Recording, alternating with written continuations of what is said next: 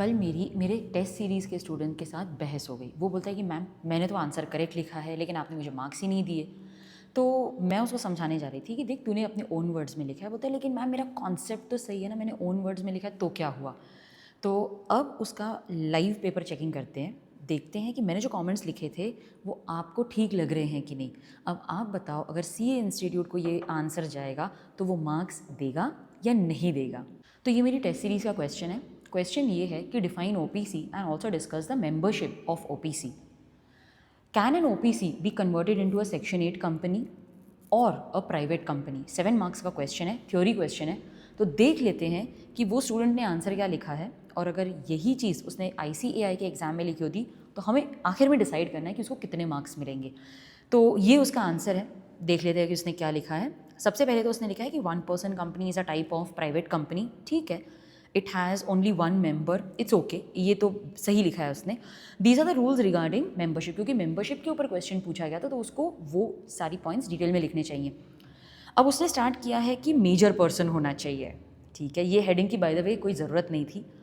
The person who wants to become, पहले मैं उसका आंसर पढ़ लेती हूँ, फिर मैंने जो सजेशंस लिखे हैं वो पढ़ लेते हैं। The person who wants to become a member, who wants to become a partner, सबसे पहले तो उसने पार्टनर लिखा है, मेंबर नहीं लिखा। The person who wants to become a partner should be a major and a natural person who is a resident of India. The person should stay for a period of not less than 120 days in the financial period. अब ये आपके हिसाब से सही है, लेकिन क्या आपको लगता है कि ये कोई लीगल आंसर है? क्या ये लॉ का आंसर लगता है?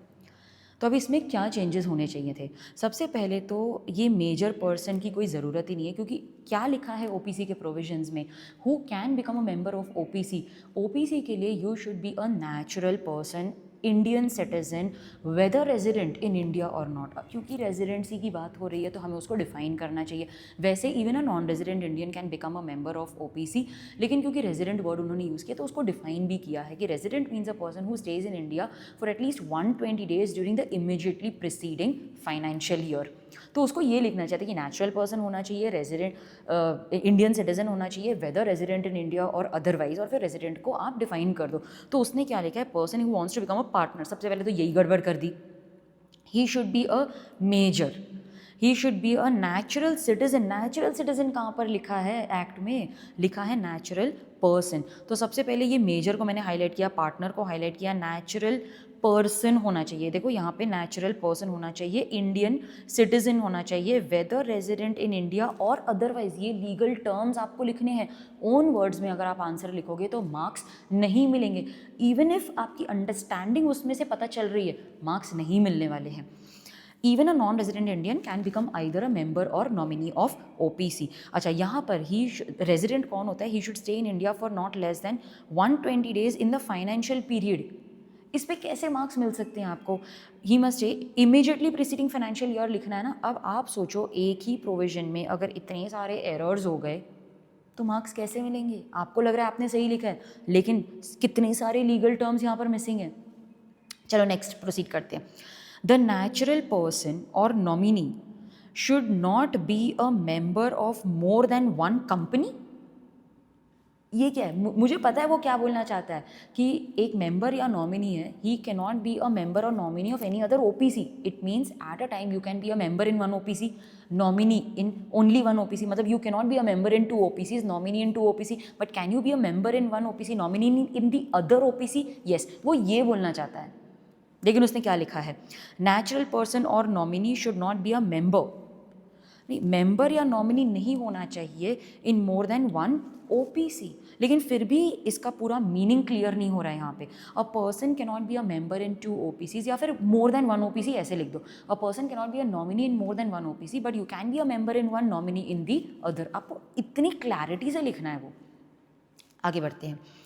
1 person can convert into a private company and public company but cannot convert into a non-profit under section 8 company। ये सही लिखा है उसने, ठीक है।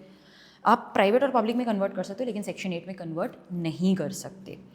इन 1 person company a minor can never be admitted as a partner. फिर से वो पार्टनर के बारे में आ गया।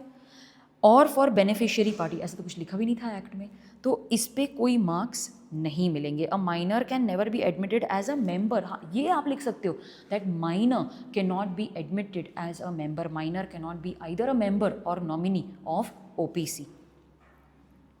तो यहाँ पर भी आइडियली उसको मार्क्स नहीं मिलने चाहिए because this doesn't make sense at all. Okay, अच्छा ये जो प्रोविजन था, अभी उसने मेंबरशिप के बारे में तो इतना ही लिखा था, और आगे क्या पूछा था उसके क्वेश्चन में था कि can a 1% company be converted into a section 8 company.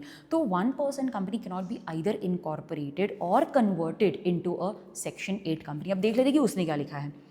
1% company can not converted, English भी गलत है, cannot convert it into a non-profit company as a Section 8 company, since Section 8 company which is a non-profit company whose motive or object is to promote the art, science, commerce, culture, maths, sport, etc.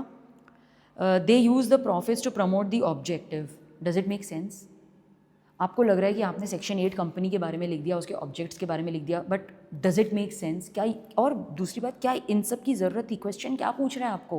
Can a 1% company be converted into a section 8 company? आपको बस इतना ही लिखना है that 1% company can neither be incorporated nor it can be converted into a section 8 company. इतना simple था, लेकिन आपने क्या लिख दिया? इतनी सारी डिटेल्स जिसकी कोई ज़रूरत ही नहीं थी।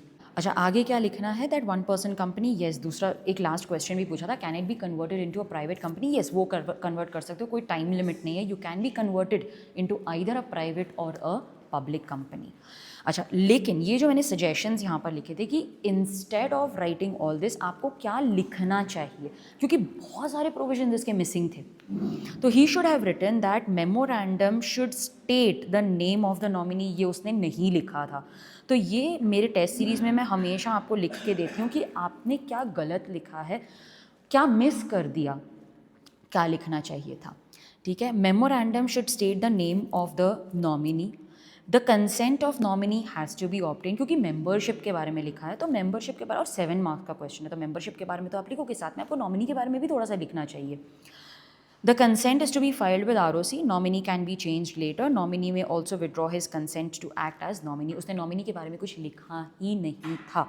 अब आप बोलोगे कि मैम क्वेश्चन तो मेंबर के ऊपर था, तो आप क्यों इंसिस्ट कर रहे हो कि नॉमिनी के बारे में भी आपको कुछ लिखना चाहिए? क्योंकि 7 मार्क का क्वेश्चन है, मेंबरशिप के बारे में आपके पास जब इतने सारे प्रोविजन है ही नहीं लिखने के लिए, तो 2-3 पॉइंट्स अगर आप नॉमिनी के बारे में लिख दोगे तो क्या फ़र्क पड़ जाता है? It will give length to your answer, no? तो ये था। अब आप मुझे कमेंट में लिख के बताओ कि इस पर्टिकुलर आंसर के लिए मुझे उसको कितने मार्क्स देने चाहिए।